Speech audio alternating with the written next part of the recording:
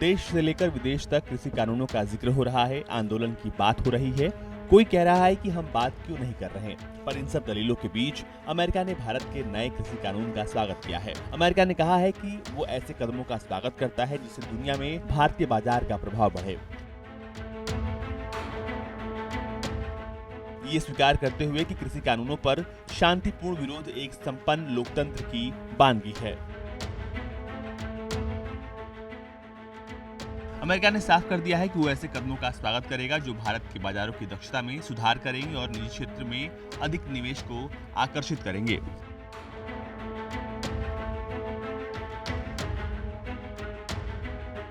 विदेश विभाग के एक प्रवक्ता ने संकेत दिए कि नई बाइडेन सरकार कृषि क्षेत्र में सुधार के लिए भारत सरकार के कदम का समर्थन करती है, जो किसानों के लिए निजी निवेश और अधिक बाजार पहुंच को आकर्षित करती है। विदेश मंत्रालय ने कहा कि सामान्य तौर पर अमेरिका ऐसे कदमों का स्वागत करता है जो भारत की दक्षता को और सुधारते हैं।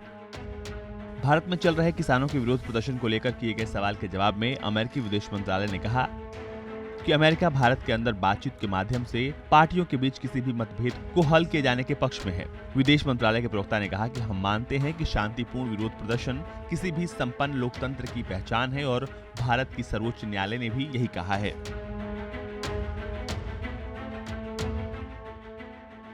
हाल ही में IMF ने कहा था कि भारत के नए कृषि कानून वहां के कृषि क्षेत्र में सुधार के लिए एक महत्वपूर्ण कदम है।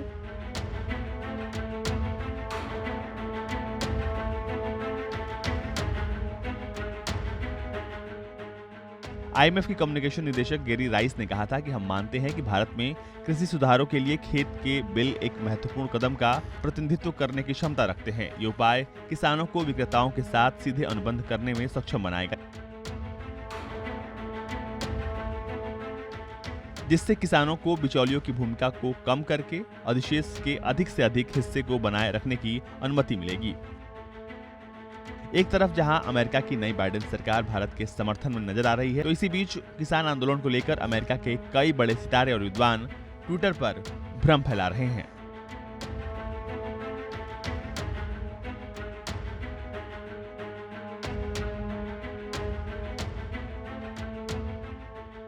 ब्यूरो रिपोर्ट, भारत तक।